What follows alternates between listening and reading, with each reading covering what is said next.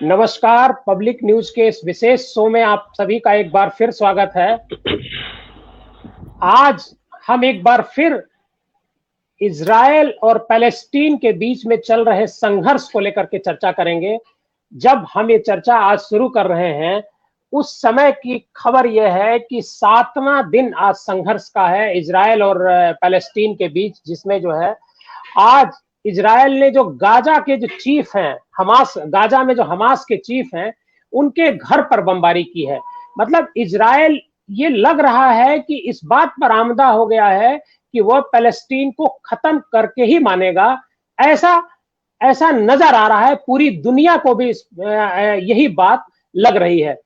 आज जो हम चर्चा करेंगे कि इस पूरे एपिसोड में हम भारत का क्या रुख है, इस पर हम चर्चा करेंगे कि अमेरिका ने तो साफ कर दिया है कि वो इजराइल के साथ है।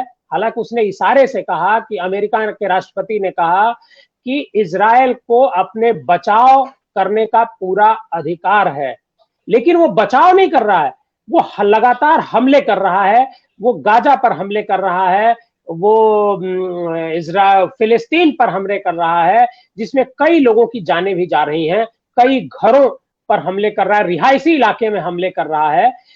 इसकी कुछ देशों में निंदा भी हो रही है। आज इसको लेकर के यूएन की बैठक है और जो मुस्लिम कंट्रीज हैं उन सबों की भी आज एक बैठक होने वाली है शाम को। उसका नतीजा बाद में आएगा। आज हम चर्चा करेंगे कि हमारा जो भारत का रुख है वो इजराइल की तरफ है या पाकिस्तान की तरफ है, होना चाहिए, क्योंकि अभी भारत सरकार ने कुछ स्पष्ट नहीं किया है इस बारे में। सबसे पहले हम चर्चा को शुरू करेंगे परेश जी आपसे कि आखिर भारत का रुख क्या होना चाहिए और भारत अपना रुख स्पष्ट क्यों नहीं कर रहा है। देखिए, भारत के साथ परेशानी ये है कि भारत फिलिस्तीन के भी करीबी है और इजराइल भी भारत का बहुत करीबी है। अगर हम पिछले कुछ दिनों को देखेंगे तो इजराइल से भारत की बड़े बड़े रक्षा सौदे हुए हैं, इसमें S-400 भी एक मुख्य तौर से है।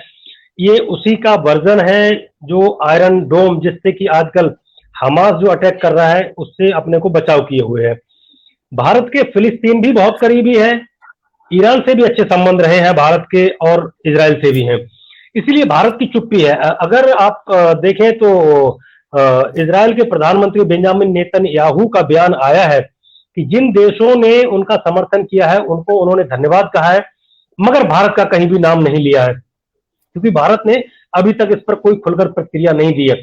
भारत आज इस स्थिति में है, अगर आज संघर्ष और बढ़ता है, वैसे बढ़ना नहीं चाहिए, तो भारत दोनों की मध्यस्थता भी करवाने की आज हैसियत रखता है।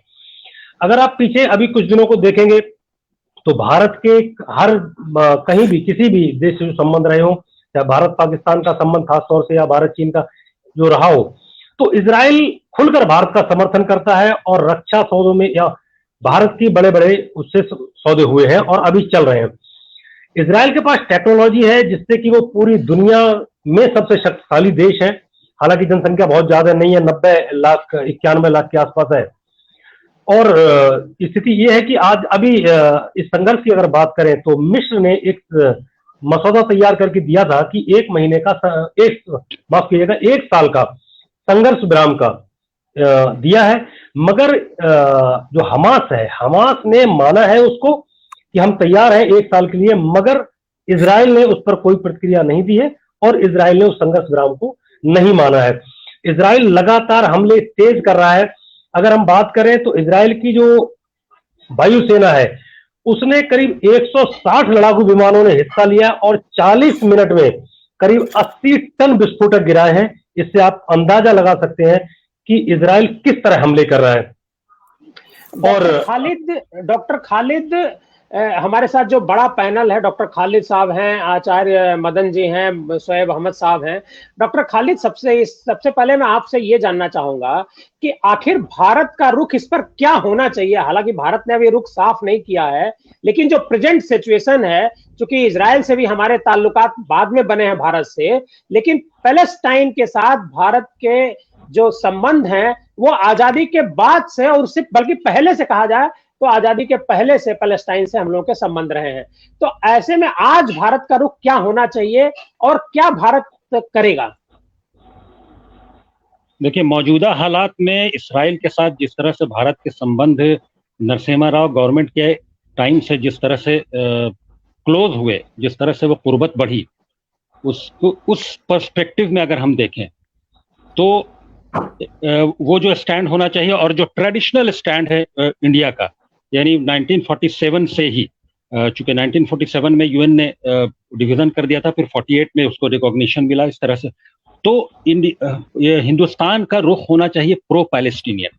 वो पूरा, चूंकि जिस तरह से पैलेस्टाइन का डिवीजन हुआ है, जिस तरह से, चूंकि अगर हम एज अ कंट्री, अगर हम ह्यूमन राइट्स की भी बात करते हैं, किसी नेशन के रिकॉग्निशन की बात करते हैं, किसी एथनिक लोगों के एथनिक आइडेंटिटी की बात करते हैं, तो हिंदुस्तान को ट्रेडिशनली, और जिस तरह से अगर हम नेहरू के टाइम से देखें या आज़ादी के टाइम से, तो जो इसी बुनियाद को लेकर हिंदुस्तान हमेशा पैलेस्टीनियन के साथ खड़ा रहा है कि जिस तरह से जो नाइंसाफी हुई है, तो उस पर्सपेक्टिव में देखें। लेकिन अगर हम जियो पॉलिटिकल चेंजेस जो होते रहते हैं उस पर्सपेक्टिव में अगर देखें, जिस तरह से चेंजेस आए हैं बाद में, और आज जिस तरह से इसराइल की के साथ जो हमारे संबंध हैं, उस पर्सपेक्टिव में देखें तो हिंदुस्तान को कहीं ना कहीं से एक बैलेंस्ड पोजीशन लेनी चाहिए और फिलिस्तीन और इसराइल के साथ मामले को बैलेंस करने की कोशिश करनी चाहिए। और शायद यही वजह है कि कई तरह के इंटरनेशनल प्रेशर हैं कि हिंदुस्तान अभी अपनी पोजीशन क्लियर नहीं कर पा रहा है, क्योंकि उसको इस्लामिक वर्ल्ड में भी अपने आप को बैलेंस्ड होकर पेश करना है, और बाकी दूसरी दुनिया, यानी जो इसराइल के साथ खड़े नजर आ रहे हैं कुछ लोग, उनके साथ भी, या अमेरिका की बात अगर करें तो वहां भी अपने आप को बैलेंस्ड शो करना है। तो कुल मिलाकर के हिंदुस्तान को एक बैलेंस पोजीशन लेना चाहिए, जो अभी प्रेजेंट सिचुएशन है उसमें। विश्व हिंदू परिषद के, विश्व हिंदू सेना के जो पीठ के जो अध्यक्ष हैं आचार्य मदन जी, अब मैं उनको लाइन पे लूंगा। मदन साहब, क्या आपको क्या लगता है आज की तारीख में जब हम ट्विटर पर देखते हैं तो भारत में दो धड़ा बटा हुआ है। मैं आम पब्लिक की बात कर रहा हूं, मैं सरकार की बात नहीं कर रहा हूं। आम पब्लिक दो हिस्से में बटी हुई है, एक पैलेस्टाइन के सपोर्ट में है और दूसरा जो वर्ग है, दूसरे जो लोग हैं, वो इजराइल को एक राष्ट्रवादी संगठन बता रहे हैं, राष्ट्रवादी देश बता रहे हैं। तो ये कहां तक सही है और भारत का क्या स्टैंड होना चाहिए? ये बड़ा एक सेंसिटिव इशू है, पहली बात। जी जी। इस सेंसिटिव इशू में जो संवेदनशीलता भारत की जनता को दिखानी चाहिए, हम शायद उस स्थिति में नहीं है आज, क्योंकि हमें बांटा गया।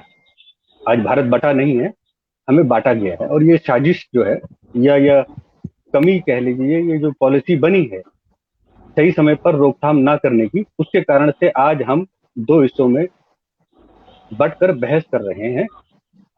फिलिस्तीनियों के समर्थन में जहां तक अभी हमारे पूर्व वक्ता ने ये बात कही कि भारत को प्रो फिलिस्तीनी होना चाहिए, कहानी यहाँ पर नहीं खत्म होती है कि हमें किसका समर्थन करना चाहिए। हमें कारण को समझना जरूरी है और उन परिस्थितियों को भी समझना जरूरी है जिनके कारण से आज हम दो खेमों में बटे। मुझे याद है कि जामा मस्जिद मेरा जाना वाना होता है इस तरह के थोड़ा बार, तो एक दिन शुक्रवार जुम्मे की नमाज के बाद मैं वहां गया, तो वहां पर फिलिस्तीन के एक बड़े कोट पैंट पहने हुए बड़े महाशय वहां पहुंचे। उस नमाज के बाद वो लोगों से वहां भाषण देकर सीढ़ियों पर ही अपील कर रहे हैं कि हमें फिलिस्तीन के मुसलमान भाइयों का साथ देना चाहिए। और यहाँ के सारे टोपी वाले जितने भी जामा मस्जिद के इलाके में आते हैं नमाज पढ़ने के लिए, सारे सब उनके समर्थन में कर रहे हैं। ये मैं एक बात आपको घटना इसलिए बता रहा हूँ कि यहाँ नमाज पढ़ी जाती है, नमाज के बाद विदेशी मेहमान को बुलाकर आप यहाँ के मुसलमानों को एक ध्रुवीकरण कर रहे हैं फिलिस्तीनी मुसलमानों के पक्ष में। भारत अगर वहां कुछ घटना घटती है तो यहाँ उपद्रव होगा। ये रिएक्शन सरकार को तुरंत बंद कर देना चाहिए थे, और लंबे समय से हम इसके शिकार होते आए हैं और मुस्लिम जो समुदाय है वो इसके लिए लामबद्ध होता रहा है बहुत योजनाबद्ध तरीके से। आज जो सोशल मीडिया में फिलिस्तीनियों के गुण गा रहे हैं वो उसी का परिणाम है। और इसको मैं ये नहीं कह रहा कि अटल गवर्नमेंट इसको रोक सके। अटल जी क्या करते थे, 2004 के जो चुनाव हुए थे उसके बाद, उससे पहले, चुनाव से पहले वो खुद जामा मस्जिद गए और शाही इमाम से मिलकर उन्होंने हाथ पकड़कर प्रेस कॉन्फ्रेंस की थी कि भारत दोबारा से भाजपा की सरकार आएगी, हम 2 करोड़ उर्दू शिक्षक भर्ती करेंगे। पता नहीं कौन से किस दुनिया में थे उस समय। 2 करोड़ उर्दू शिक्षक की बात कर दी थी। उस समय 100 करोड़ की आबादी थी भारत की, कि 2 करोड़ मुसलमानों को वो उर्दू शिक्षा देने के चाह रहे थे। मतलब ये हर 50 आदमियों में एक मुसलमान और एक जिहादी मानसिकता को आप बढ़ावा देना। जबकि उसके बाद यूपीए गवर्नमेंट आई, अर्जुन सिंह शिक्षा मंत्री रहे, उन्होंने 20,000 मुसलमानों को उर्दू शिक्षा की बात की थी। मैं सिर्फ यहाँ एक वैचारिक धरातल पे जो राजनीति में जो फ्लो हो रहा है ना, उसकी बात कर रहा हूँ। फिलिस्तीनी के विदेशी मेहमान यहाँ आकर भारत के मुसलमानों को एकजुट आह्वान कर रहे हैं और इजराइल के विरोध में खड़ा कर रहे हैं, तो उसी वक्त सरकार को चौकन्ना हो जाना चाहिए कि यहाँ जो जनमानस तैयार कर रहे हैं उसका गंभीर परिणाम भविष्य में देखने को मिलेगा। 165 देशों में जब ये यूएन की असेंबली में ये मैटर आया था कि भाई उनके राइट टू डिटरमिनेशन फिलिस्तीनियों के लिए पक्ष में वोट दो, तो 165 राष्ट्रों ने, यानी 164 कंट्रियों ने भारत के साथ वोट किया उनके फेवर में फिलिस्तीनियों के। तो ये 2 धारी तलवार सरकार की नीति के लिए घातक है। एक तरह से इजराइल के लोगों को आप टेक्नोलॉजी के नाम पर पूरे भारत में आपने उनकी घुसपैठ करा दी। 4,500 यहूदी आज किस किस डिपार्टमेंट में नहीं घुसे, आप कल्पना नहीं कर सकते। आप उनकी इंटेलिजेंस, उनको फंडिंग करने में, उनको फाइनेंशियल बेनिफिट देने में भारत का बहुत बड़ा सपोर्ट रहा है। परंतु दूसरी तरफ आप 164 कंट्री के साथ फिलिस्तीनियों के फेवर में खड़े हो जाते हैं, तो ये डबल माइंडेड जो गेम है ये भारत के लिए नुकसानदायक। पॉलिसी भारत की है, बढ़ती जनता है। मैं एक बात इसमें आपको जोड़ना चाहता हूं कि हम सत्य का पक्ष लेना चाहिए हमें। आज हिंदू मुसलमानों के बीच में जो सबसे बड़ा राइट्स का मुद्दा था वो सॉल्व हो चुका है। एक मुद्दा तो राम जन्मभूमि का, परेश जी जानते हैं बहुत अच्छी तरह से कि इस मुद्दे को आप सभी ने देखा है, पूरे भारत में एक बहुत बड़ा मूवमेंट खड़ा हुआ। 92 में ढांचा गिराने के बाद भी 30 साल बाद जब तक वो कोर्ट में चलता रहा मामला, 2010 के बाद भी ये मुद्दा 10 साल बाद सुप्रीम कोर्ट में जाकर टिका। तो इसके लिए बहुत बड़ा जो माहौल तैयार हुआ, पूरे देश ने राम मंदिर के पक्ष में लिया। तो पर यहाँ की लड़ाई यह है कि सत्य की। एएसआई के कोर्ट ने भी सारे जजमेंट भावना के आधार पर ये मुद्दा सॉल्व नहीं किया गया, आस्था के नाम पर ये मुद्दे को सॉल्व नहीं किया गया, ये केवल प्रमाण के आधार पर किया गया है। बिल्कुल आप सही कह रहे हैं।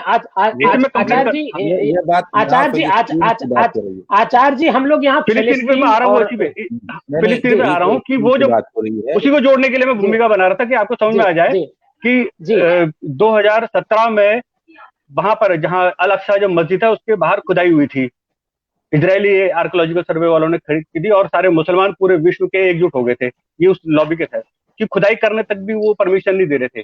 कि आखिरी जो विवाद है जिसकी मस्जिद की बात कर रहे हैं, अल अक्सा की मस्जिद है या फिर वो टॉम की बात कर रहे हैं, मैं कह रहा हूँ कि वो मस्जिद इतिहास अगर खंगाला जाए, इस पे एक केस चले इंटरनेशनल पे, जैसे राम जन्मभूमि का केस हुआ कि प्राचीन तथ्यों के आधार पर यह माना गया कि यहाँ मंदिर था, अवशेष प्राप्त हुए, ऐसे ही ईसा पूर्व 352 साल पहले, ईसा से पहले वो वहां पर यहूदियों का मंदिर था, उसे तोड़कर ये मस्जिद अल अक्सा बनी है। इस बात के अगर प्रमाण हो जाते हैं तो मुसलमानों का दावा बिल्कुल खारिज कर देना चाहिए। भारत को केवल उनका पक्ष लेना चाहिए जो ऐतिहासिक रूप से जिसकी दावेदारी पहले है। ईसा से 900 साल पहले भी जिस टॉम की बात कर रहे हैं वो 900 साल पहले बना। अब वहां पे यहूदी और क्रिश्चियन ने लगभग 600वीं 7वीं शताब्दी में मोहम्मद साहब से बहुत पहले, कुछ वर्ष पहले वहां पर एक चर्च की स्थापना की थी। तो चूंकि यहूदी और ईसाइयों का कहीं बहुत ज्यादा आपस में ताल्लुक, परंतु मुसलमानों के साथ वो वैचारिक, सांस्कृतिक किसी प्रकार का धार्मिक मेल ना होने के कारण कि जब उनके खलीफा ने बाद में आकर 1937 में वहां कब्जा किया, 40 में किया और उसके 10-11 साल बाद वहां पर एक मस्जिद का निर्माण किया गया। तो ये ऐतिहासिक तथ्य है, तो भारत को पक्ष लेना चाहिए सत्य का। अगर प्राचीन इतिहास प्रमाणों के आधार पर यह सिद्ध हो जाता है कि वहां पर यहूदियों का मंदिर था जो इस्लाम से बहुत पुराना धर्म है, तो हमें इजराइल को इस नाते समर्थन करना चाहिए। परंतु ये जो गुटबाजी और फिलिस्तीनियों के और जो हमने लामबंदी थी, इसको भविष्य में वहां बाहर की लड़ाई का इफेक्ट हमारे समाज में, भारतीय समाज में ना पड़े, इसका भी ध्यान रखने की जरूरत है, पॉलिसी बनाने की जरूरत है। वोट की राजनीति के चक्कर में हम मुसलमानों को खुश करने के चक्कर में ये ना करें, जैसे कि सुब्रमण्यम स्वामी ने अभी कुछ दिन पहले बोला कि सोनिया गांधी फिलिस्तीनियों को पैसा भिजवाती थी, वो भी गुपचुप तरीके से। ये राजीव गांधी ने उनको बात खोली थी, उन्होंने बताया था, उस बात के प्रमाण, उन्होंने कहा कि जांच करवा लूं। तो एक तरह से आप गुपचुप रूप से आप उनको वैसे समर्थन कर रहे हैं और पीछे से वो कर रहे हैं। राजनीति इतनी गहरी हो चुकी है, हम लोग इतने बढ़ चुके हैं, हम लोग सच्चाई को जानना नहीं चाहते। मैं ये नहीं कह रहा कि इजराइल हमारे लिए आज जिस तरीके से आचार्य जी, आचार्य जी इन सब विषयों पे किसी और दिन बात होगी। अब भाई आचार्य जी विषय से भटक गए हम, अब हमको इजाजत दिया जाए। अब भाई मेरा आवाज गूंज रही। अच्छा, नहीं शोएब, शोएब भाई, मैं आपको आपसे पूछना ये चाहता हूं कि ये जो अल अक्सा मस्जिद है, जो पूरी दुनिया में जितने भी मुसलमान हैं पूरी दुनिया में, उन सबकी सबसे बड़े मक्का और मक्का के बाद सबसे बड़ा आस्था का केंद्र है अल अक्सा मस्जिद, जहां पर यहूदी भी कहते हैं कि ये मस्जिद हमारे कब्जे में है, मतलब ये हमारी आस्था का केंद्र है। अब मैं आपसे ये समझना चाहता हूं एज ए मुस्लिम स्कॉलर कि आखिर बात क्या है कि मुसलमान भी, जिस चीज को मुसलमान भी कह रहे हैं कि ये हमारे आस्था का केंद्र है और यहूदी भी कह रहे हैं कि हमारे आस्था का केंद्र है, दोनों कोई परिवर्तन नहीं चाहते हैं, दोनों एक ही जगह को चाहते हैं कि हमारा ही है। ऐसा क्यों है? देखिए, ये बात बिल्कुल सही है कि देखिए आचार्य जी, आप धन्यवाद, हमको बात करने दीजिए। धन्यवाद, ठीक है ना? आप भी सुनिए। देखिए, बोलिए, बातें शुरू की हैं, शोएब जी से पूछा मैंने। जी, आचार्य जी ने बहुत सी बातें शुरू की हैं, मंदिर ये निर्माण वो निर्माण, उसकी बहुत से जवाब हैं, लेकिन उस पर मैं नहीं जाऊंगा, डिबेट को भटकाने की जरूरत नहीं है। सिर्फ मुद्दे पर दो हिस्ट्री है। इजराइल कोई मुल्क नहीं था, जैसे पाकिस्तान और बांग्लादेश कोई मुल्क नहीं था, वैसे इजराइल भी कोई मुल्क नहीं था। 14 मई 1948 को पहली बार इजराइल का वजूद आया। अब इजराइल आया कहां से, पहले तो इसके बारे में जाना जाए। जो हम लोग आज बैठ करके इजराइल की बात कर रहे हैं और 300 साल पहले की खुदाई की बात करते हैं, पहले तो ये मान ले कि 14 मई 1948 को इजराइल का वजूद आया सामने। वो भी कैसे आया? 1838 में फिलिस्तीन में सिर्फ 3% हमारे यहूदी हुआ करते थे। 1838 से लेकर के, ये बात मैं 1917 तक की कर रहा हूं। 1917 तक जो है फिलिस्तीनियों पर राज था ऑटोमन अंपायर का, जो टर्की के हमारे राजा हुआ करते थे। ऑटोमन अंपायर टर्की पे का राजा जो था, वो फिलिस्तीनों का भी राजा था और पूरे अरब पे उसी का राज था। यूरोप के भी बहुत से मुल्कों पर उसका राज था। तो टर्की के राजा के अंडर में हमारा फिलिस्तीन आता था। ये चीज चलते चलते प्रथम वर्ल्ड वार, जो फर्स्ट वर्ल्ड वार हुई, उसमें जो ब्रिटेन के खिलाफ वाला गुट था, वो ऑस्ट्रिया हमारा था, इटली हमारा था, जर्मनी हमारे थे।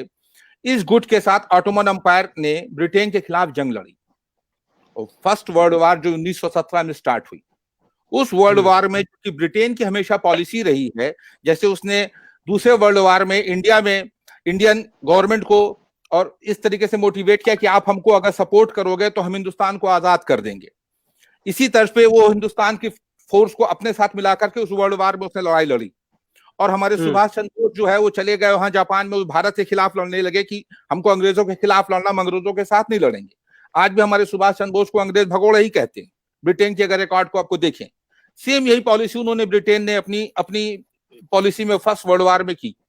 1917 को में उनके गृह मंत्री ने, होम मिनिस्टर ने ये अनाउंस किया कि अगर हम लोग जीतते हैं तो हम लोग यहूदियों को एक अलग बस्ती, एक अलग जगह दे देंगे, जिससे वो जो है अपना अलग कंट्री बनाएंगे।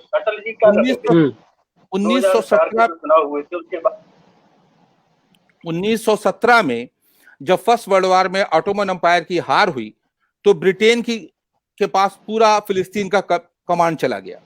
अलग अलग समझौता हुआ, जिसमें अभी टर्की का समझौता हुआ है, जो उनकी नदी जा रही है, जो समंदर है, उसका भी समझौता हुआ, जो नेक्स्ट ईयर 2023 में वो खत्म हो जाएगा। उसी तरीके से ये समझौता हुआ कि साहब अब इस पे ब्रिटेन का राज होगा। ब्रिटेन ने 1917 से लेकर के 1947 तक उस पर राज किया, लेकिन यहूदी ब्रिटेन के ऊपर प्रेशर बनाने लगे कि साहब हम जो है अपना मुल्क दीजिए जो आपने वादा किया था। तब तक धीरे धीरे करके पूरे दुनिया से यहूदी इकट्ठा होने लगे वहां पर। तो जो आबादी 1878 में 3% थी, वो बढ़ करके 38% हो गई यहूदियों। ये कहाँ हुए? ये यरूशलेम में, फिलिस्तीन में इकट्ठा होने लगे। फिलिस्तीन जो जगह थी वहां इकट्ठा होने लगे। मतलब फिलिस्तीन कंट्री जी, इजराइल कहीं कुछ नहीं, ब्रिटेन का शासन था, ब्रिटेन का हक था। पहले ऑटोमन अंपायर का था, तब भी इजरायली नहीं थे वहां पर। और जब 1947 के यूएन रेजोल्यूशन में ये डिसाइड हुआ, ब्रिटेन ने कहा कि हम ये मुल्क, जैसे हिंदुस्तान को उसने आजाद किया 1947 में, वैसे उसने कहा हम फिलिस्तीन को भी आजाद कर रहे हैं। तो उसने फिलिस्तीन को आजाद किया। उसमें उसने एक थोड़ा सा हिस्सा इजराइलियों को, चूंकि यहूदी पूरी दुनिया में, खास तौर से यूरोप में काफी पिट चुके थे, 300 साल तक वो पिटे। उसके बाद उन लोगों का मुतालबा था अंग्रेजों से कि हमें कहीं बसाया जाए। देखिए, ये रिफ्यूजी थे, ये कुछ नहीं थे, ये रिफ्यूजी थे। इनको जी जी जी ब्रिटेन की चूंकि गवर्नमेंट में आ गई थी सरकार, और ब्रिटेन ने 1917 में यहूदियों से पार्लियामेंट में उनके होम सेक्रेटरी ने कहा था कि अगर आप हमको सपोर्ट करोगे तो हम आपको एक अलग मुल्क बना करके दे देंगे। अब चूंकि यहूदी वहीं इकट्ठा होने लगे थे फिलिस्तीन में, यरूशलेम के बारे में भी हम आपको बताएंगे, तो सारे यहूदी वहां इकट्ठा हो गए। वहां पर यह डिसाइड हुआ कि साहब ब्रिटेन छोड़ने के बाद, जैसे ब्रिटेन ने इंडिया को छोड़ा तो पाकिस्तान बना के निकाल दिया एक मुल्क की, भाई एक बंटवारा हमेशा बना रहे, और आज हम हिंदुस्तान पाकिस्तान के बीच में लौटते रहते हैं। सिर्फ यही मसला है, और क्या हम लोग के बीच भी तो भाई भाई थे, हम लोग के बीच विभाजन करा दिया ब्रिटेन ने जाते जाते। सेम वो उसने वही किया, उसने फिलिस्तीनियों द्विराष्ट्र का सिद्धांत था 29 नवंबर 1947 को द्विराष्ट्र के सिद्धांत पे उसको मान्यता दी गई, और 14 मई 1948 को एक अलग देश बताया गया। 14 मई 1948 को जो है फिलिस्तीन को बांट करके इसराइल बना दिया गया, इजराइल का बांट करके बनाया गया। बाद पाकिस्तान अगर हिंदुस्तान पे आकर अपना क्लेम ठोकने लगे और हम उसको सही मानने लगे, तो इसका मतलब हम जमीर भी हमारा मर चुका है। एक मुल्क जो था ही नहीं, उस मुल्क की स्थापना एक मुल्क को बांट करके की गई, और उस मुल्क जिसको बांट करके एक छोटा सा हिस्सा दिया गया, आज उस पूरे मुल्क पे पाकिस्तान हमला करके कहे कि साहब हमारे पूर्वज यहाँ रहते थे लखनऊ में, हम लोग यहाँ कब्जा करेंगे तो हम लोग उनको दे देंगे पाकिस्तान को, नहीं देंगे, हम लोग जवाब देंगे। आज वही हालत है। लेकिन इसराइली जो है वो बहुत ही अक्लमंद कौम है, बहुत ही समझदार कौम है। अभी हमारे परेश सिंह जी ने बताया कि वो आ गए हैं हिंदुस्तान में, अलग अलग जगह आकर गए हैं। हमारे आचार्य जी ने भी खुद बताया हमारी गवर्नमेंट का स्टैंड बड़ा क्लियर था। पहले आपके पास जब पासपोर्ट लेते थे 10 साल पहले, तो उस पर लिखा रहता कि आप इजराइल नहीं जा सकते। अगर किसी के पास 20 साल पुराना पासपोर्ट आप कहीं तो मैं ला करके दिखा सकता हूं, उस पर लिखा रहता कि इजराइल जाने के लिए आपको अलग से परमिशन लेनी पड़ेगी, उसका इमिग्रेशन नहीं होता था। बात समझ रहे हैं? ये सरकार का स्टैंड था, क्योंकि सरकार जानती थी कि ये मुल्क था ही नहीं, इसको तो बाद में वजूद में लाया गया। हम लोग आज पाकिस्तान और बांग्लादेश को कहाँ गिनते हैं, और आज बांग्लादेश वाले कहें कि साहब हम हिंदुस्तान का पार्ट, हमको हिंदुस्तान पूरा चाहिए, हम पूरा हिंदुस्तान मेरा था, मेरे रिश्तेदार लखनऊ में रहते थे, हम उनको दे देंगे? नहीं दे सकते, नहीं देंगे। पहली सीधी बात कि इजराइल जैसा कोई मुल्क था ही नहीं। तो जो ये स्टोरी है कि 300 साल या 400 साल मेरी मंदिर, और पहली दूसरी बात जो आचार्य जी को थोड़ा जानकारी होनी चाहिए, जैसे ये तो भाई पुराने जानकार आदमी, मैं उनके ज्ञान पे कमेंट नहीं करूंगा, मैं उनको बताऊंगा इस्लाम है क्या एक्चुअली, पहले उनको पता, थोड़ा सा मैं अपनी तरफ से कोशिश करूंगा बताने की।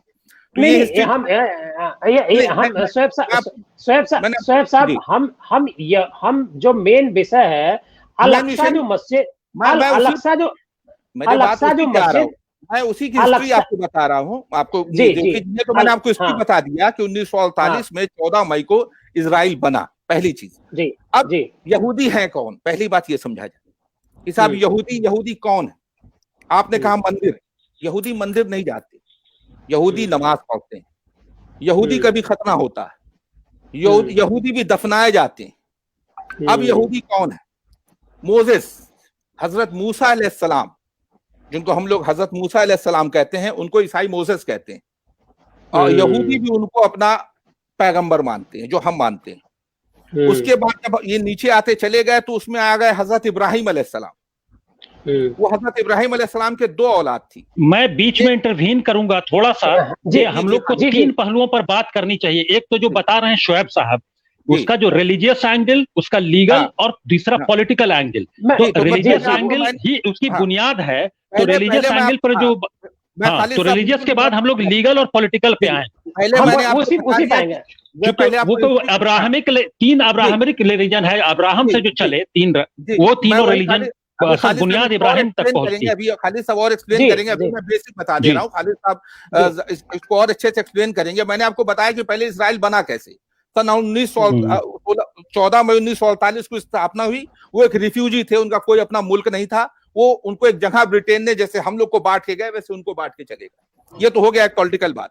दूसरा, वो इसराइली है क्या? तो हजरत इब्राहिम अलैहिस्सलाम जो हमारे हजरत थे, हुजूर थे, जो पैगंबर थे, जिनका जिक्र आप लोग भी जानते हैं, कुरान शरीफ में है, सब जगह है। उनके 2 बेटे थे, हजरत इस्राइल अलैहिस्सलाम और हजरत इस्माइल अलैहिस्सलाम। तो हजरत इस्राइल अलैहिस्सलाम के जो वंशज रहे हैं वो इजरायली हो गए। अब बात समझिएगा मेरी, कुरान शरीफ से लेके चलिए इसको, मतलब ज्यादा दूर नहीं जाना। यहूदी हमारे अपने भाई हैं, आप ऐसे समझिए, जो अभी मैं आपको कट शॉर्ट में बताता हूँ। इजराइल अलैहिस्सलाम तक को वो जो मानते थे वो यहूदी हो गए। हम लोग इस्माइल अलैहिस्सलाम जो हजरत इब्राहिम अलैहिस्सलाम के दूसरे बेटे थे, उनके वंशज के। तो हजरत इब्राहिम भाई मेरा आपसे सवाल है, तो जब आपके ही वंशज हैं वो, अभी मैं और पूरी बात एक जगह से उनकी उत्पत्ति हुई है, तो ऐसा क्या है कि दोनों खून के प्यासे हैं एक दूसरे के? मैं आपको क्लियर बता रहा हूँ ना, बस 5 मिनट वेट कीजिए मेरी पूरी बात खत्म होने का, पूरी बात आप जान जाएंगे, फिर आप नई सवाल पूछेंगे। तो हजरत इब्राहिम अलैहिस्सलाम के 2 बेटे थे, हजरत इसराइल अलैहिस्सलाम और हजरत इस्माइल अलैहिस्सलाम। हजरत इस्माइल अलैहिस्सलाम जो कुर्बानी की बात है, वो यहूदी भी कुर्बानी करते हैं, जो हम लोग बकरीद में कुर्बानी करते हैं वो भी वो करते हैं। तो उनको ये कहना जो मंदिर वंदिर बना, वो मंदिर वंदिर कुछ नहीं।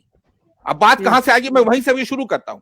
तो हजरत इस्राइल अलैहिस्सलाम के जो वंशज थे वो इजरायली हो गए, और इस्माइल अलैहिस्सलाम के वंशज थे वो अरब में आ गए। तब अरब में आके हजरत इब्राहिम अलैहिस्सलाम, उनके दूसरे बेटे हजरत इस्माइल अलैहिस्सलाम ने मक्के का निर्माण किया, जो खुदा का घर जहां हम लोग जाके इबादत करते हैं। हम लोग हजरत इस्माइल अलैहिस्सलाम के वंशज हैं। इसके बाद बीच में हजरत ईसा अलैहिस्सलाम आए, क्योंकि उनका कोई फादर नहीं थी, बात समझ रहे हैं, लेकिन वो खुदा के भेजे हुए बंदे थे। हम लोग कभी भी ईसा मसीह को ईसा नहीं बोलते हैं, जीसस नहीं बोलते हैं, नाम के आगे हजरत लगाते हैं और खत्म करते हैं सलाम पे, मतलब उनको सलाम भेजते हुए। मैं इतनी देर से बात करते हुए मैंने एक बार भी इजराइल नहीं बोला, मैंने हर बार बोला हजरत इस्राइल अलैहिस्सलाम, क्योंकि मैं उनको, जो उनके ईसाइयों के जो सबसे बड़े जिनको वो मानते हैं, या हजरत मूसा अलैहिस्सलाम या हजरत इब्राहिम अलैहिस्सलाम, वो हमारे भी पैगंबर हैं। हम उनको उतना ही रिस्पेक्ट देते हैं जितने यहूदी देते हैं। लेकिन यहूदी का कहना था कि चूंकि हम लोग, कुरान में ये जिक्र है कि हमने सबसे ज्यादा अक्लमंद और सबसे ज्यादा मजबूत यहूदियों को बनाया। अब तक इस्लाम में जितने पैगंबर आए वो सब यहूदी थे। तो यहूदी को ये कौम अल्लाह ताला ने सबसे ज्यादा नवाजा था कि सबसे मजबूत कौम रहेगी और दुनिया में कभी खत्म नहीं होगी, ये यहूदियों के ऊपर वरदान है। तो हम सब लोग उनको मानते हैं जिनको यहूदी मानते हैं। अब प्रॉब्लम कहां शुरू हुई, यहूदी जब मोहम्मद साहब का जन्म हुआ मक्का में, तो यहूदी ने कहा कि साहब हमारे क्या तो एक पैगंबर आने का जिक्र था, लेकिन वो मोहम्मद साहब चूंकि मक्का में कुरैश खानदान में पैदा हुए, तो वो ये मानने को तैयार नहीं है कि साहब हमारे क्या ही पैगंबर, जब आज तक ही मुसलमान आए हैं ऊपर वाले से, तो ये कुरैश खानदान में ही मोहम्मद साहब कौन आ गए। उन्होंने मोहम्मद साहब को मानने से इनकार कर दिया। अब बात आप जहां से प्रॉब्लम शुरू देखिए कहां से, बाकी सारे पैगंबर को वो भी मानते हैं और हम भी मानते हैं, सारी जो भी वर्शिप है अल्लाह की वो भी करते हैं और हम भी करते हैं। प्रॉब्लम शुरू हुई है, हाँ बताइए देवकी जी। शोएब साहब एक सेकंड के लिए हम इसके लीगल, अब लीगल एस्पेक्ट पर आ रहे हैं। तो लीगल पे नहीं, मैं एक सेकंड में बात खत्म करूंगा, फिर आप खालिद साहब को डिटेल में पूछिएगा। अब मैं बता रहा हूँ कि ईसाई जो थे वो हजरत इस्राइल अलैहिस्सलाम तक रुक गए। उसके बाद जब हजरत ईसा अलैहिस्सलाम आए, जिनके वालिद साहब नहीं थे, वहां पर जाकर के जो लोग रुके वो ईसाई हो गए, वो क्रिश्चियन हो गए। वो भी उससे पहले सबको मानते हैं। आप बाइबल उठाइएगा, उसमें मोजेस का जिक्र है। मोजेस कौन? हजरत मूसा अलैहिस्सलाम। अब्राहम का जिक्र है। अब्राहम कौन? इब्राहिम अलैहिस्सलाम। बात समझिए। यूसुफ यानी जोसेफ लिखते हो यूसुफ अलैहिस्सलाम। जितने कुरान शरीफ में पैगंबर हैं वो सब बाइबल में हैं। अब बात समझिएगा।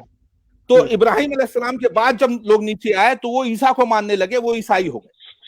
वो ईसाई जो हजरत इस्राइल अलैहिस्सलाम को मानने लगे वो इजरायली हो गए, और जो ईसा अलैहिस्सलाम को मानने लगे वो ईसाई हो गए, और जो मोहम्मद साहब को मानने लगे वो मुसलमान हो गए।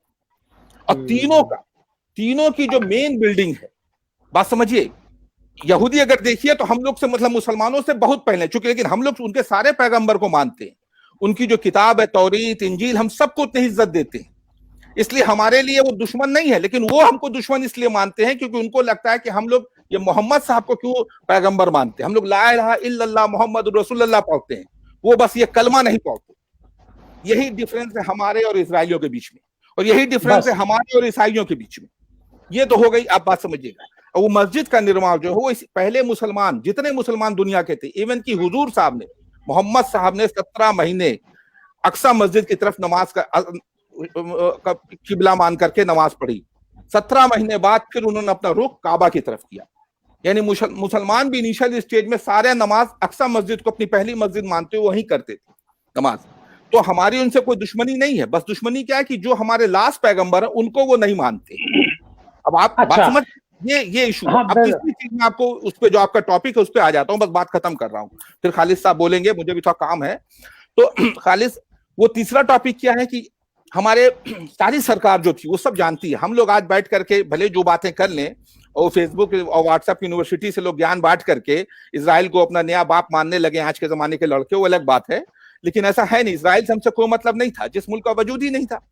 अब क्या हुआ, जितनी गवर्नमेंट, चाहे वो कांग्रेस की, इवन की जनसंघ की गवर्नमेंट हुई, तो मोरारजी देसाई ने हर स्पीच में बोला कि साहब हम लोग फिलिस्तीन के साथ। और मोरारजी देसाई को छोड़िए, अटल बिहारी वाजपेयी का भाषण अगर आप यूट्यूब पे चेक करेंगे तो आपको मिल जाएगा, जिन्होंने कहा कि हम हमेशा फिलिस्तीन के साथ थे, हैं और रहेंगे।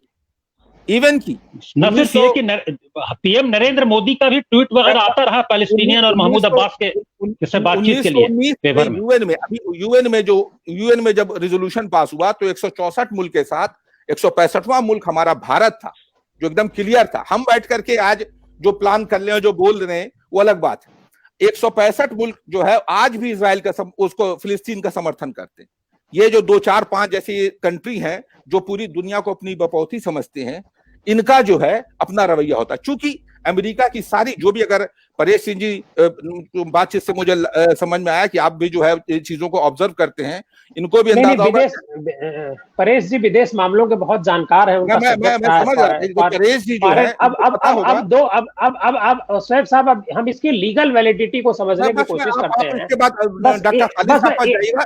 नहीं, एक मिनट, एक सेकंड। हम लीगल वैलिडिटी को समझना चाहते हैं, क्योंकि देखिए आज की तारीख में जो आप बताए कि यूथ जो है भ्रमित है, मतलब जो लोग हैं उनको नॉलेज नहीं है, तो आखिर नॉलेज कैसे होगी? नॉलेज होगी जब हम सही बात उनके सामने रखेंगे। डॉक्टर खालिद साहब, इसकी जो लीगल वैलिडिटी है अल-अक्सा मस्जिद की, क्योंकि जो विवाद की शुरुआत हुई वो यहीं से हुई। आज से ठीक 7 दिन पहले इजराइल के लोग, इजराइल के जो सैनिक हैं, उस मस्जिद के भीतर घुसे, और घुसना तो मना नहीं है, वहां इबादत करना मना है। इजरायलीज को, जो यहूदीज हैं, उनको इबादत करना मना है। और उन लोगों ने, जो वहां मस्जिद में मौजूद लोग थे, जो नमाज पढ़ रहे थे या नमाज पढ़ के जा रहे थे या वहां बैठे हुए बात कर रहे थे, उनके साथ उन लोगों ने दुर्व्यवहार किया, जिसके जवाब में गाजा ने जो है इजराइल पे हमले किए। आखिर इसकी लीगल वैलिडिटी क्या है अल-अक्सा मस्जिद की, कि क्या उस पे पूरी तरह से पैलेस्टाइन का ही कब्जा है या यहूदियों का भी कुछ हिस्सा उसमें है? देखिए, इसको 3 एंगल से समझने की जरूरत है इन ब्रीफ, क्योंकि बहुत ज्यादा डिटेल ना भी बात करें तो एकदम इन शॉर्ट 3। इसका एक तो इसका रिलीजियस एंगल है, दूसरा है पॉलिटिकल और लीगल एंगल, मतलब दूसरा और तीसरा। रिलीजियस एंगल इन ब्रीफ ये है कि इस्लाम से पहले सबसे पहले पुराना धर्म है ये तीनों जो है, इस्लाम जो मुसलमान, यहूदी और ईसाई, ये तीनों अब्राहमिक रिलीजन को फॉलो करते हैं। यानी मुसलमान भी बहुत सारी चीजें जो मोहम्मद सल्लल्लाहु अलैहि वसल्लम के अलावा, जैसे अगर आप जिसको इंडिया में बकरीद कहते हैं, जिसको ईद उल जुहा कहा जाता है, वो पूरा का पूरा उसका मोहम्मद रसूलुल्लाह सल्लल्लाहु अलैहि वसल्लम से, मोहम्मद साहब से कोई लेना देना नहीं। वो चूंकि वही फॉलो करते थे जो हम करते। ये एक्चुअली ये पूरा का पूरा इब्राहिम अलैहिस्सलाम से, यानी जो हमारे पूर्वज भी हैं और यहूदियों के और ईसाइयों के भी पूर्वज हैं, वो ये तो बताया ये उनको ही फॉलो करते हैं, हम भी और मोहम्मद साहब ने भी। उसमें मोहम्मद साहब ने कुछ ऐड नहीं किया है, वो उनके पहले से चला रहा था और उनके बाद आज भी हम वही कर रहे हैं। तो ये तो तीनों ऑफशूट्स हैं अब्राहम के। अब्राहम अलैहिस्सलाम जो हैं, उनसे 3 रिलीजन चले, उनके बच्चों से। अब क्या है यहाँ पे मामला? मुसलमान जो है, जब ये कुरान में प्रॉफिट मोसेस यानी मूसा अलैहिस्सलाम का, ईसा अलैहिस्सलाम का, इब्राहिम अलैहिस्सलाम का, सबके बारे में डिटेल में मेंशन किया गया। अब प्रॉब्लम वहां से है। खालिद रजा जी का नेटवर्क प्रॉब्लम लग रही है जी, आवाज साफ आ रही जी। तो प्रॉब्लम कहां से है कि कुल मिलाकर के मुसलमान जो है, वो तमाम जो अपने पहले के पैगंबर हैं, अपने पहले के रिलीजन हैं, यानी यहूदियत और ईसाइयत, उसको पूरी तरह से मानते हैं। पूरे उनकी किताब, उनके स्क्रिप्चर्स सबको मानते हैं, यानी बाइबल पर भी बिलीव, सिर्फ मानते नहीं, बाइबल पे बिलीव करते हैं। और जो तोरा है, जो ओल्ड टेस्टामेंट जिसको कहिए, उस पे बिलीव करते हैं। अगर हम मुसलमान अगर बिलीव नहीं करता है, यानी तोरा यानी और बाइबल पे, तो वो मुसलमान है ही नहीं, वो इस्लाम से खारिज हो जाएगा। तो इसको बेसिक चीज समझने की जरूरत, वो इस्लाम से खारिज हो जाएगा, मुसलमान कतई नहीं रहेगा। हाँ, अब थोड़ा सा प्रॉब्लम कहां पर से है कि मुसलमान जो यहूदियत है उसको हम मानते हैं, ईसाइयत को हम मानते हैं, मूसा अलैहिस्सलाम को हम मानते हैं, ईसा अलैहिस्सलाम को हम, लेकिन मुसलमानों ने कभी भी यहूदियत और ईसाइयत को निगेट नहीं किया। समझ, देखिए बेसिक चीज, कभी भी निगेट नहीं किया, हमेशा माना। क्या वो रिलीजन, वो है, वो एक रिलीजन है और हम उसको फॉलो करते हैं और हम उसके आगे की कड़ी हैं, ये भी मानते हैं आगे की मुसलमान लोग कि मानते हम हैं। उसके आगे की कड़ी हैं, हम उसको निगेट कतई नहीं करते, हम एक लास्ट स्टेप हैं। और मोहम्मद जी। सल्लल्लाहु अलैहि वसल्लम उसके उसमें सबसे आखिरी लास्ट में रसूल। आए, आखिरी रसूल, आखिरी पैगंबर, आखिरी प्रॉफिट वो हैं, हम उसकी कड़ी हैं। लेकिन खालिद भाई प्रॉब्लम कहाँ शुरू हो गई है? अब नहीं ऐसा नहीं, हुआ यहूदी और ईसाई दोनों के साथ प्रॉब्लम जहां पर है। अब देखिए, रिलीजियस एंगल से मैं हाँ, बता के फिर मैं लीगल पे जाऊंगा। जी जी रिलीजियस एंगल समझना जरूरी इसलिए है कि उसका रिलीजियस एंगल से ही लीगल एंगल और पॉलिटिकल एंगल शुरू होता है। जी। अब यहूदियों ने, अब यहूदी पहले सबसे पुराना रिलीजन था, इब्राहिम अलैहिस्सलाम के बाद आया, वो सब मान रहे हैं। यहूदियों के बाद ईसाई आए, ईसा अलैहिस्सलाम, यानी ईसा अलैहिस्सलाम जब आए तो यहूदियों ने निगेट कर दिया उनको, क्या वो प्रॉफिट नहीं है, वो कभी नहीं मानते थे, ईसा अलैहिस्सलाम को एक्सेप्ट नहीं किया यहूदियों ने। इसी वजह से उनके लिए जो भी कहानियां हैं सब लोग जानते हैं कि वो साजिश करके उनको क्रूसीफाई करवाया, और क्रूसिफिकेशन वहीं पैलेस्टाइन में हुआ। यहूदियों ने ही करवाया, रोमन्स के हाथों हुआ, लेकिन यहूदियों ने ही करवाया। अब देखिए, अब उन्होंने निगेट किया ईसा अलैहिस्सलाम को। अब जब इस्लाम आया, बाद में हम मानते गए कि हम कड़ी हैं, तो हमारे आने के, यानी इस्लाम के आने के बाद, मोहम्मद सल्लल्लाहु अलैहि वसल्लम के आने के बाद, ईसाइयों ने क्या, फिर ईसाइयों ने भी निगेट किया इस्लाम को, और यहूदियों ने भी निगेट किया, दोनों ने निगेट किया। और हम बार बार कहते रहे कि हम निगेट किसी को नहीं करें, मुसलमानों ने कभी निगेट नहीं किया, वो अपने आप को अगली कड़ी मानते। अब चूंकि ये हम मानते हैं कि जो मक्का में पैदाइश हुई मोहम्मद सल्लल्लाहु अलैहि वसल्लम की, वो शहर बसाया हुआ है इब्राहिम अलैहिस्सलाम के बेटे इस्माइल, जैसा कि शोएब साहब ने बताया, वहां भी इब्राहिम का कनेक्शन है, हम उन्हीं की ऑफशूट्स हैं। उन्होंने ही बनाया, मक्का शरीफ की जो हम लोग मक्का शहर उन्होंने ही बनाया, और जो काबा है वो बनाया, वो काबा बनाया हुआ उनके हाथ का है, इब्राहिम अलैहिस्सलाम के। आप कह लीजिए जो भी मानते हो जी, एक एक करके, जिससे कि बात जो भी दर्शक देखे उनकी समझ में आती रहे। जी, खाली सब बता रहे हैं, मैं बीच में एक्सप्लेन कर दे रहा हूँ। हाँ, तो अब क्या है कि इब्राहिम अलैहिस्सलाम जो हमारे भी प्रॉफिट हैं, यहूदियों के भी, ईसाइयों के भी प्रॉफिट हैं, उन्होंने कौन सा शहर बसाया? मक्का। और उन्होंने क्या बनाया जिसको आज हम हज करने जाते हैं, वहां जो काबा है वो किसने बनाया? वो इब्राहिम अलैहिस्सलाम ने बनाया। तो अब हम उसको फॉलो करते चले आए। अब चूंकि वो ईसाई और यहूदी निगेट करते गए, अब तो प्रॉब्लम वहीं से शुरू हुई जब वो निगेशन शुरू हुआ कि नहीं, हम नहीं मानते हैं कि आप हमारी अगली कड़ी हैं। तो अब ये तो हो गया रिलीजियस निगेशन। अब मुसलमानों के लिए मस्जिद अक्सा क्यों इंपॉर्टेंट है? जैसा कि शोएब साहब ने बताया कि काबा में हम लोग सारे मुसलमान पूरी दुनिया की किधर नमाज पढ़ते हैं, अपना चेहरा करके, अपना जो डायरेक्शन है हमारा वो काबा की तरफ। काबा तो दूसरा इसको किबला कहते हैं, सेकंड स्टेप है ये। उससे पहले सारे मुसलमान उस समय जितने भी थे वो सब मस्जिद अक्सा की तरफ नमाज करके पढ़ते थे। क्यों? क्योंकि वो हमारे इब्राहिम अलैहिस्सलाम और ईसा अलैहिस्सलाम के लिए भी वो इतना ही इंपॉर्टेंट था, इस वजह से वो मस्जिद अक्सा की तरफ नमाज पढ़ते थे। लेकिन चूंकि बार बार यहूदियों और ईसाइयों की तरफ से ताना मिलता था मुसलमानों को, प्रॉफिट मोहम्मद को, कि अरे आपका भी तो वही अक्सा है, आप क्या नया लेके आए हैं। तो ये ताना सुनते सुनते तब एक रिविलेशन हुआ, जिसको कहते हैं हम लोग के कुरान में वो मौजूद है कि अल्लाह ने उनको कहा कि अब आप अपना डायरेक्शन चेंज कर लीजिए।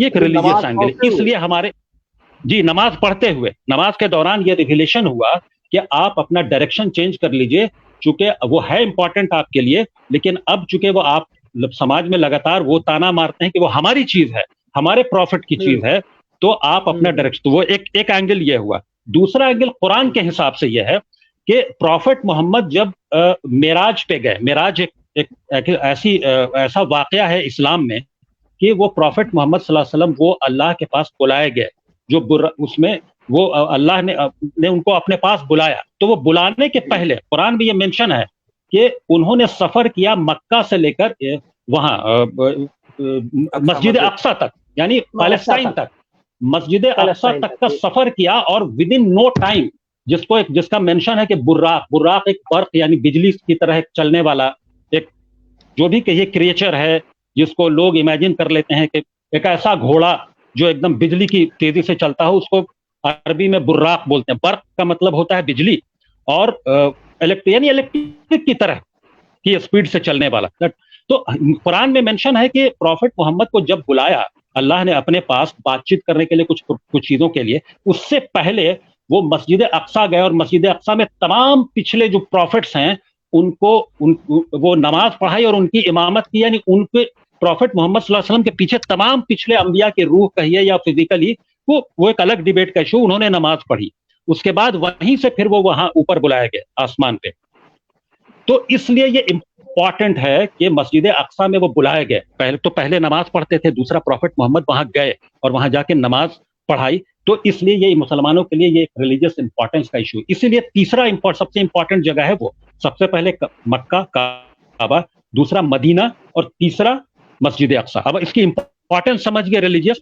अब रिलीजियस इंपॉर्टेंस के साथ साथ चूंकि निगेशन है, लगातार वो नहीं मानते हैं यहूदी और ईसाई के इस्लाम धर्म जो है बाद में कोई धर्म, वो धर्म ही नहीं मानते इसको, या अपनी अगली कड़ी भी नहीं मानते।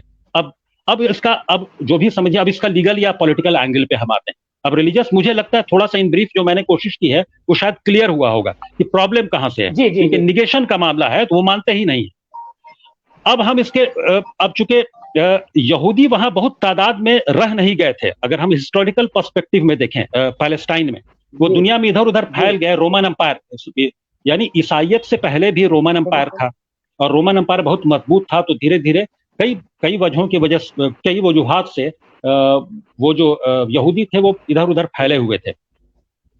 और जब रोमन्स ने ईसाइयत को अपनाया, रोमन्स का वैसा कोई धर्म नहीं था, ना वो यहूदी थे ना ईसाई थे। जब ईसा मसीह ईसा अलैहिस्सलाम के आने के बाद जब उन्होंने अपनाया ईसाइयत को, तो उनके कब्जे में चला गया ये यरूशलेम जो है, ये पैलेस्टाइन जो है पूरा, या मस्जिद अक्सा कहिए, वो उनके कंट्रोल में गया। तो वो पूरा, और इसी वजह से बाद में आपने सुना होगा क्रूसेड। तो क्रूसेड बाद में इस्लाम के आने के बाद क्रूसेड इसीलिए हुआ, उस पर कब्जे की बात होती थी कि वो, उनको लगता था कि वो हमारे लिए होली प्लेस है, मुसलमानों को लगता था हमारे लिए होली प्लेस है। और इस बीच में यहूदी बहुत बड़े प्लेयर नहीं रह गए थे जब ईसाइयत आई, तो इधर उधर दुनिया में कम तादाद में थे, फैले हुए थे। तो अब ये ईसाइयों और मुसलमानों के दरमियान का जो क्रूसेड है, वो पहला क्रूसेड हुआ, उसमें तो कामयाबी नहीं मिली। पहले क्रूसेड में कामयाबी नहीं मिली, दूसरे क्रूसेड में मुसलमानों को कामयाबी मिली, जिसमें सलाहुद्दीन अय्यूबी एक हिस्टोरिकल ये पर्सनालिटी है, उसको आप सबने शायद पढ़ा होगा अगर हिस्ट्री में। उन्होंने उसको अपने कब्जे में लिया, सलाहुद्दीन। सेकंड क्रूसेड में, फर्स्ट क्रूसेड में कामयाबी नहीं मिली रोमन्स को, तो उसके बाद से वो मुसलमानों के कब्जे में ही था। लेकिन जो बाद में फिर वर्ल्ड वार के, फिर ओटोमन एम्पायर के इसमें चला गया कब्जे में, उसके बाद फिर वो वही जो जैसे शोएब साहब ने बताया कि 1917 के बाद से, वर्ल्ड वार के बाद से वो फिर अंग्रेजों के कंट्रोल में चला गया। तो अब चूंकि यहूदी बहुत बड़े क्लेमेंट नहीं थे उसके, तो अगर हम पिछले 2000 साल को देखें, 2000 साल, तो यहूदी बहुत बड़े क्लेमेंट उसके नहीं थे। ईसाइयों और यहूदी मुसलमानों में जंगें हुई कई मस्जिद अक्सा को लेकर, लेकिन यहूदी क्लेमेंट नहीं थे। यहूदी इधर उधर दुनिया में थे। और यहूदियों का, खालिद भाई, मुझे लगता है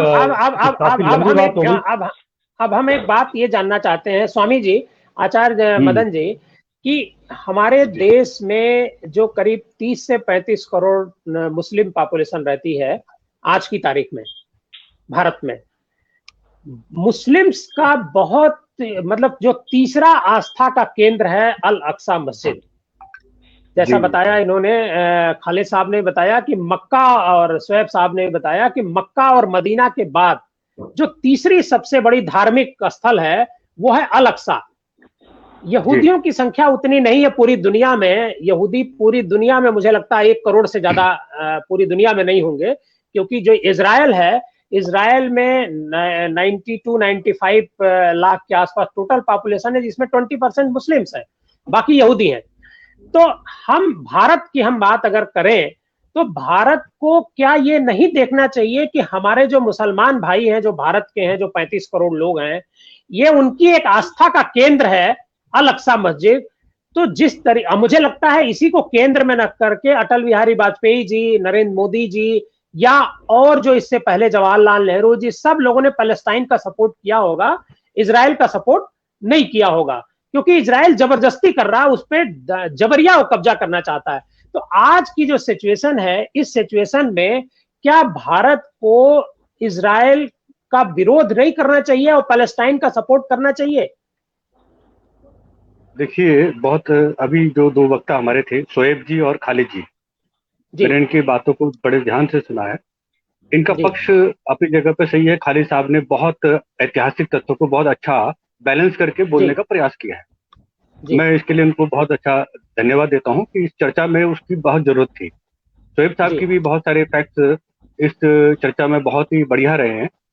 अभी जो भारत का जो पक्ष है ना, भारत का जो पक्ष है, मैं एक थोड़ा सा अलग हट के बात कहना चाहता हूँ, बहुत इंपॉर्टेंट। मोहम्मद साहब के चाचा थे एक, उनकी अबू तालिब भगवान शिव पर उनकी कविता भी है, जो यहाँ पे लक्ष्मी नारायण मंदिर दिल्ली में है, बिरला मंदिर, उसकी एक बिरला वाटिका है, वहाँ यज्ञशाला है, उसमें वो छपी हुई है। उसके अलावा एक कविता और छपी है, उसके 3 कम से कम श्लोक उसमें छपे हुए हैं, अरबी में थे, अरबी से उनका फिर वो हिंदी ट्रांसलेशन हुआ है उसका।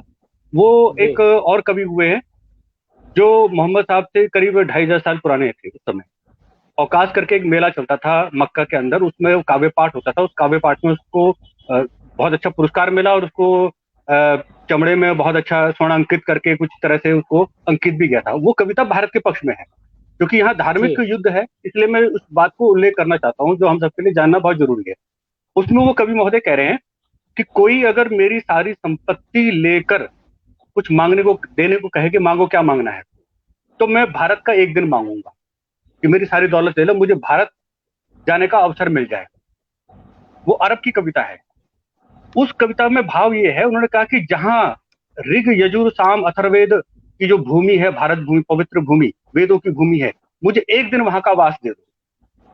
हम एक रिलीजन आस्था की बात नहीं कर रहे, हम ये कह रहे हैं कि ग्लोबली भारत का दर्शन सबसे उत्तम रहा, क्योंकि स्पिरिचुअल अगर हम देखेंगे, रिलीजियस पूजा पद्धति में हमारी भिन्नता है, जैसे अभी उन्होंने कहा क्रिश्चियनिटी, यहूदी, इस्लाम लगभग सबके पैगंबर एक ही हैं। तो कहीं हमें जरूरत है आज एक ईश्वरवाद की, यानी आध्यात्मिकता को जोड़े, जो इन जीते, जैसे सुप्रीम कोर्ट ने भी कहा कि भाई नमाज पढ़ने के लिए मस्जिद की जरूरत नहीं है, तो किसी भूमि पे लड़ाई ना कर लड़ी जाए।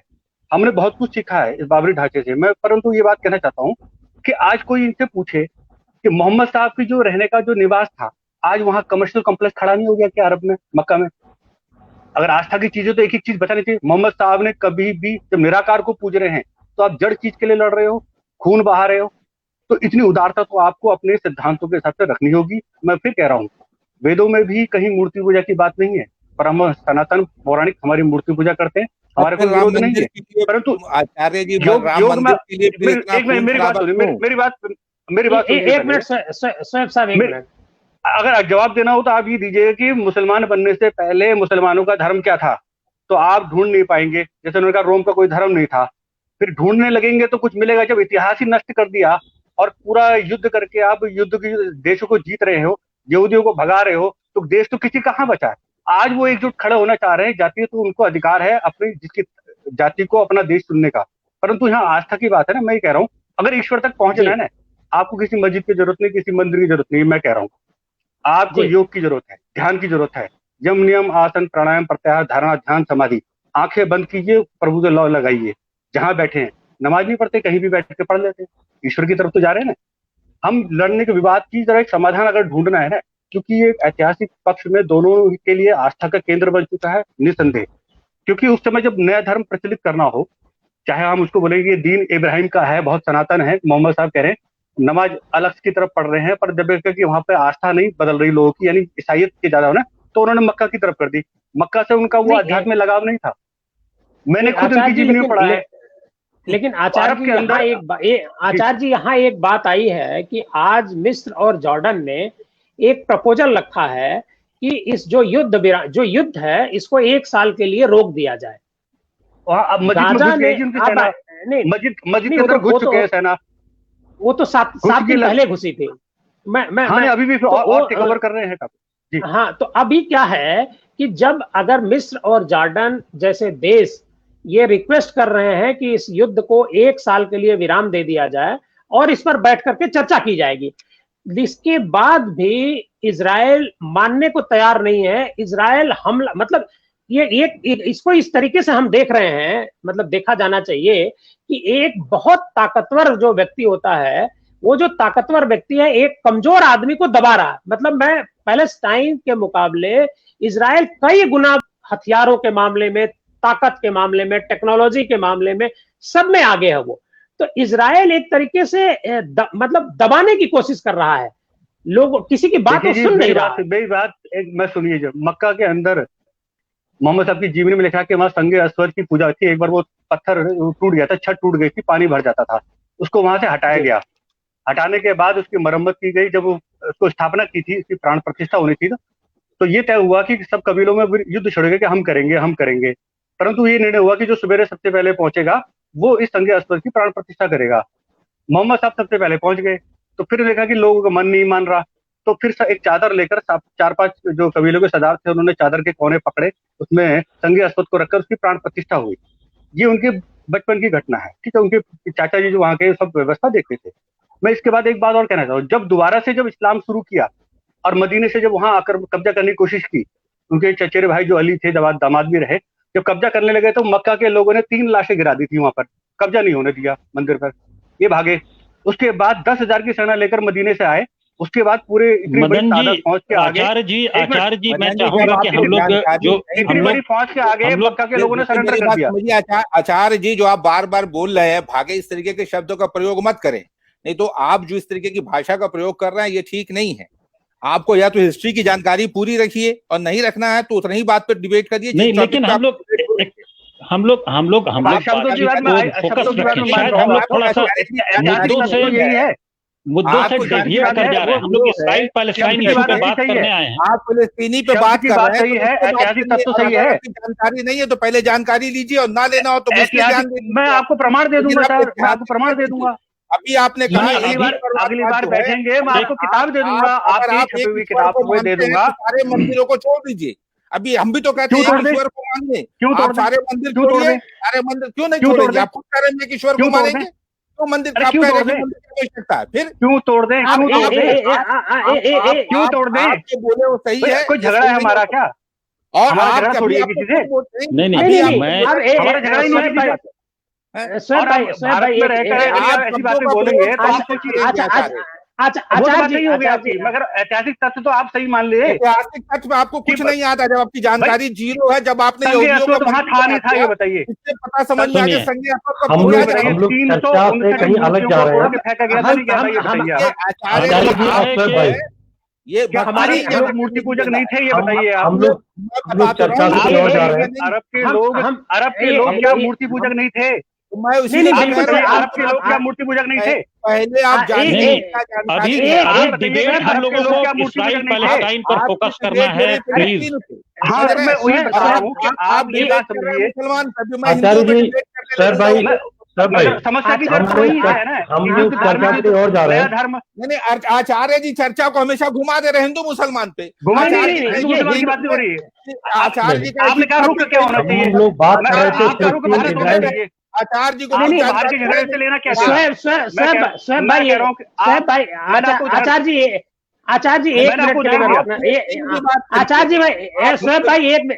एक मिनट के लिए मैं आप दोनों को रोकना चाहूंगा। शोएब साहब की जवाब दे दूं कि जब मैंने बोला कि भारत में 2400 साल पहले मोहम्मद साहब थे, जो 2400 साल पहले कभी लिख रहे हैं अरब के कि हमें भारत का एक दिन दे दी जाए। मेरी बात सुनिए। मैं चाहूंगा कि आपसे इस मुद्दे पर अलग से हम लोग बात करें। मैं भी जानकारी चाहूंगा जो आप बता रहे हैं कविता की बात। सब एक मिनट आचार्य जी, आप बिरला मंदिर जाइए महाराज, सुनिए। आप बिरला मंदिर जाइए, बिरला मंदिर जाइए, वो अरबी की कविता वहाँ लिखी हुई है आज भी। ऐसा है, मेरी बात समझिए आचार्य जी। मैं हिंदू मुसलमान पे डिबेट नहीं करना चाहता, नहीं तो मैं हिंदू मुसलमान बात ही नहीं कर रहा, मैं तो भारत की बात कर रहा हूँ। जवाब आपको देगा। आप मेरी बात आचार्य जी अभी आप जो बात कर रहे हैं कविता की, मैं चाहूंगा कि उस पर मैं भी देखना चाहूंगा उस कविता को, लेकिन वो हम लोग अलग मौकों पर बात कर लेंगे। बात कर रहे थे इजराइल और फिलिस्तीन पे, उसकी बात करिए। मिश्रा जी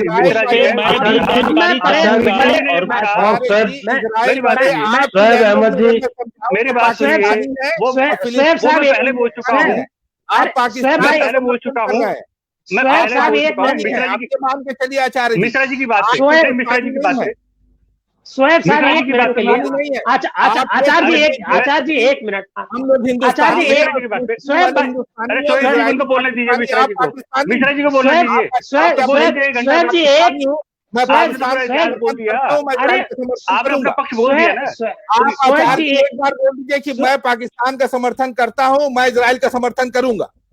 चलिए। नहीं आप कहाँ पाकिस्तान और कहाँ इजराइल है? की बात मत करिए, यहाँ पाकिस्तान कहाँ बीच पाकिस्तान में आ इजराइल गया? की बात नहीं एक मिनट देखिए देवती में जो टॉपिक जो पाकिस्तान और हिंदुस्तान का बंटवारा जैसे हुआ है, शोएब जी वो अभी नहीं आप ये बात कह चुके हैं शोएब भाई, आप ये बात कह चुके हैं, उसी को याद दिला रहा।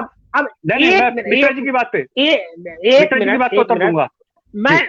मैं देखिए आचार्य जी, हम लोग जो बात कर रहे हैं आज, हम जो हमारा जो भारत का रुख होना चाहिए, मैंने पहले ही आपसे सवाल किया, मैं वही उसी बात पे तो उत्तर मैं दे रहा हूँ आपको। एक मिनट हमारा जो रुख होना चाहिए कि हम जो भारत में हमारे 35 करोड़ मुसलमान हैं, यहूदी हमारे भाई नहीं है, लेकिन मुसलमान हमारे भाई है। यहूदी हमारे भाई नहीं है, यहूदी इस भारत से बहुत दूर है। यहूदी हमारे यहाँ आधा पौना % भी हो सकते हैं, 0.10% हो सकते हैं, लेकिन हमारे देश में जो मुसलमान हैं वो मुसलमान 35 करोड़ हैं। और इन 35 करोड़ की भावनाओं का ध्यान में रखते हुए मेरा ये कहना है कि अल अक्सा मस्जिद पर भारत के लोगों को पैलेस्टाइन के साथ होना चाहिए, ये मेरा सवाल था। बिल्कुल सही बात है। मैंने आपको पहले आचार्य जी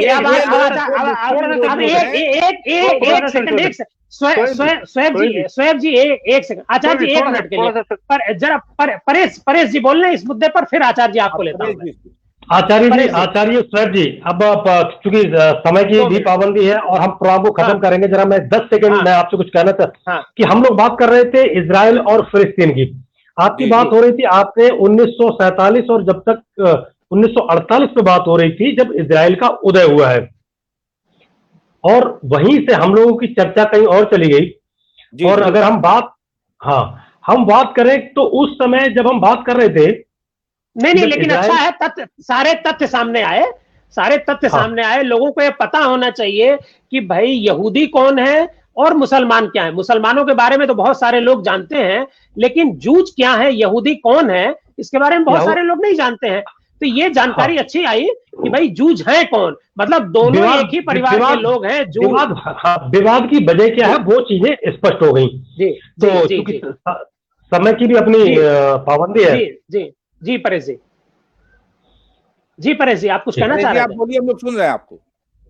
मैं यही कह रहा था कि समय की भी अपनी पाबंदी है, और चूंकि विषय ये अभी इजराइल और फिलिस्तीन का जो मामला चल ही रहा है, कल हम लोग या फिर इस बात आगे यहीं से आगे बढ़ाएंगे कि आज काफी हद तक ये चीजें समझ में आई। नहीं डॉक्टर खालिद जी, एक जो आचार्य जी बात कह रहे थे, आचार्य जी का अपना एक स्टैंड है, लेकिन आचार्य जी भी ये चाहते हैं कि अल अक्सा जो मस्जिद है वो मुसलमानों के पास ही रहे, मतलब मुसलमान उसमें इबादत करे। लेकिन कुछ वजहों से ये इजराइल को, अब ये आचार्य जी ही अभी एक बार आएंगे तो बताएंगे कि क्यों ऐसा। खालिद साहब, ऐसे क्या लगता है कि इसका सलूशन क्या होगा, और कहीं ये हम विश्व युद्ध की तरफ तो नहीं बढ़ रहे हैं?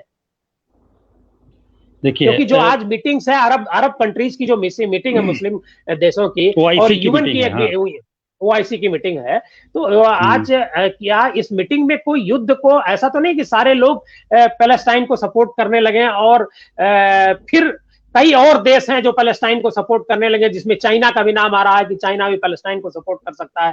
तो एक बड़े युद्ध की तस्वीर होगी जो किसी भी देश के लिए घातक होगी, चाहे वो भारत हो, चाहे वो अमेरिका हो, चाहे पैलेस्टाइन हो, चाहे जूज हो।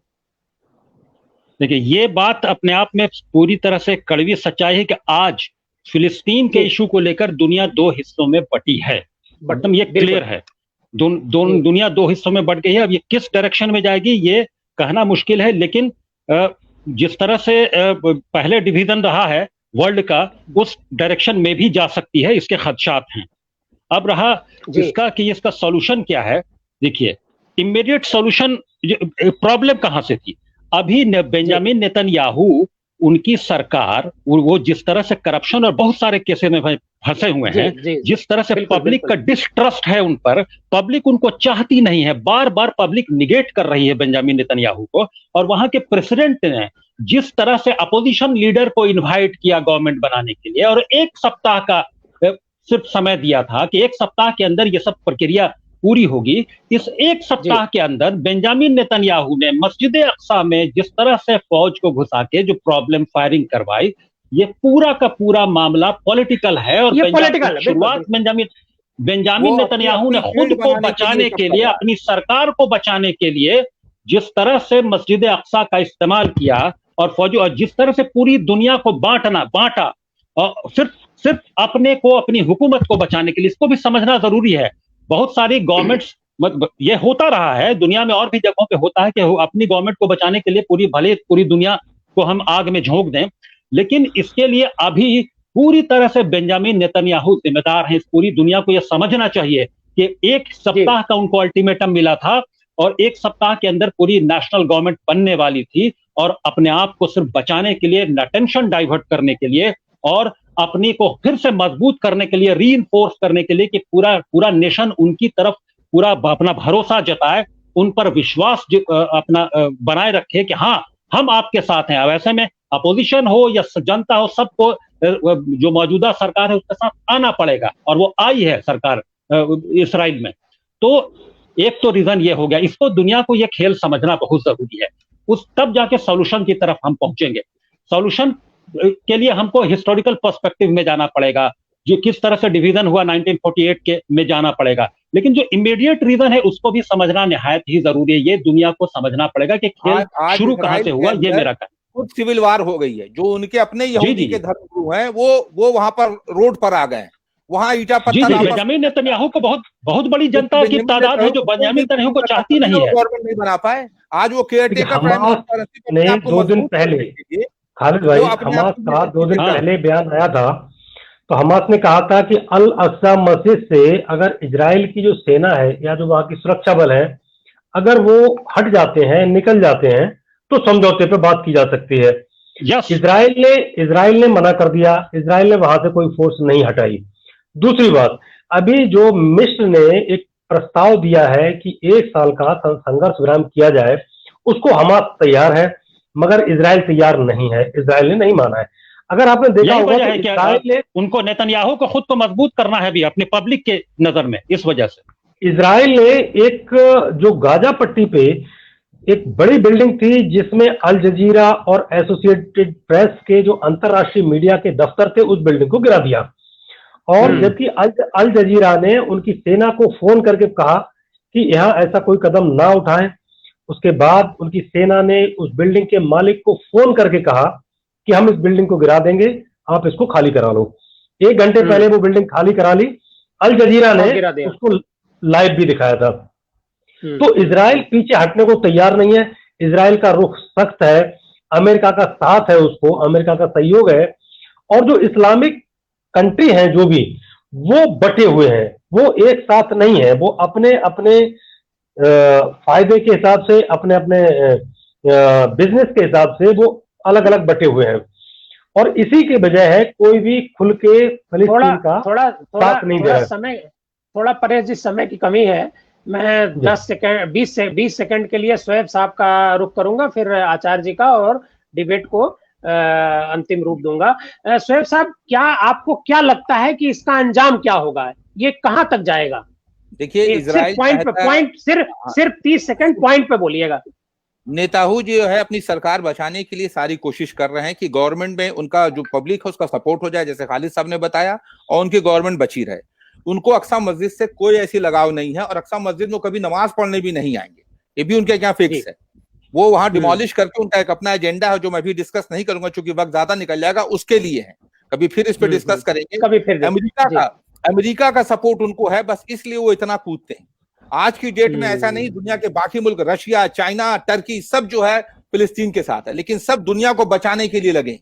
इजराइल और अमेरिका हमेशा दुनिया को बांटने के लिए और बर्बाद करने के लिए लगे रहते हैं। इनका अपना एजेंडा क्लियर है कि हमको मजबूत होना है, बाकी दुनिया से इनका कोई मतलब नहीं है।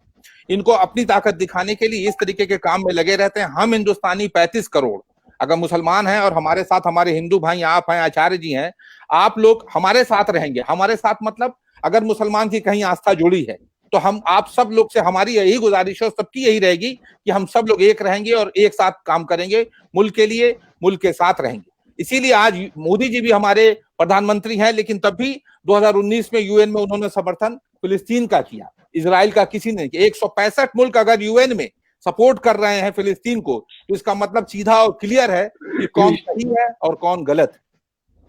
आचार्य जी, आपको क्या लगता है कि ये वर्ल्ड वार की तरफ तो हम नहीं बढ़ रहे हैं? अगर नेतन्याहू या जो इजराइल है, पूरी दुनिया में जो भी देश उसको बात कह रहे हैं कि हमास जब पीछे हटने को तैयार है, 1 साल तक के लिए युद्ध विराम को तैयार है, फिर भी इजराइल मानने को तैयार नहीं है, तो आपको क्या नहीं लगता है कि ये वर्ल्ड वार की तरफ हम बढ़ रहे हैं? वर्ल्ड वार तो अभी नहीं हो पाएगा, क्योंकि इकोनॉमिकली हम बहुत कंट्रोल्ड हैं, नंबर 1 वर्ल्ड बैंक के द्वारा। तो इसलिए वो जो पॉलिसी बनाते हैं वो कंट्रोलिंग पावर से बहुत बड़ा युद्ध नहीं कर सकते। छोटे मोटे ये वार तो चलते रहेंगे। अभी जो हमारा बात थी कि भारत के मुसलमानों को इस विषय पे क्या करना चाहिए, खासतौर से भारत को इस मुद्दे पर तटस्थ भूमिका निभानी चाहिए वर्तमान में कह रहा हूँ, अभी आगे के लिए नहीं कह रहा। और जैसे 1 साल के लिए युद्ध विराम की बात कर रहे हैं, तो उसी पॉलिसी पे ही भारत को समर्थन करना चाहिए। अभी वो विड्रॉल कर ले, मतलब क्या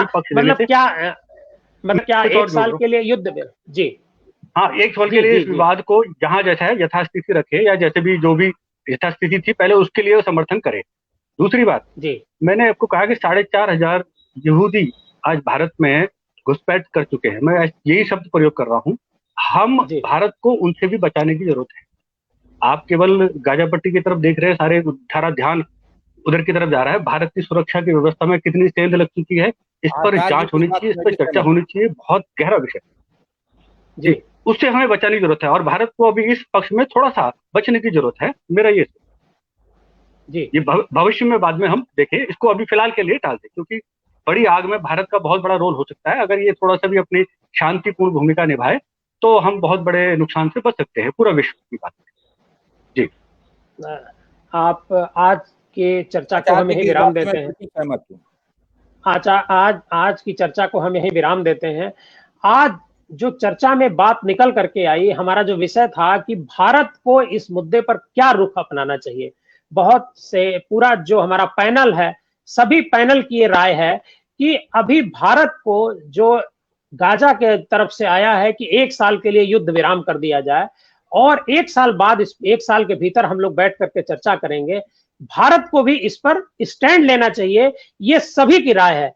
आप सभी इस कार्यक्रम में जुड़े, आप सभी का बहुत बहुत धन्यवाद। शुएब अहमद साहब, डॉक्टर खालिद साहब, आचार्य मदन जी और परेश सिंह जी, आप सभी का बहुत बहुत धन्यवाद। अगर ये कार्यक्रम आप हमारा YouTube चैनल पर देख रहे हैं तो चैनल को सब्सक्राइब करना न भूलें। अगर ये प्रोग्राम हमारा फेसबुक पर आप देख रहे हैं तो हमको फॉलो करना ना भूलें। इसके साथ साथ अगर हमारा ये प्रोग्राम आप publicnewstv.in पर ऑनलाइन देख रहे हैं तो उसको शेयर करना ना भूलें, ताकि ज्यादा से ज्यादा लोगों तक ये बात पहुंचे। हम एक बार फिर इस विषय पर चर्चा करेंगे। आप सभी का बहुत बहुत धन्यवाद। बहुत धन्यवाद। शुक्रिया। धन्यवाद, बहुत बहुत धन्यवाद।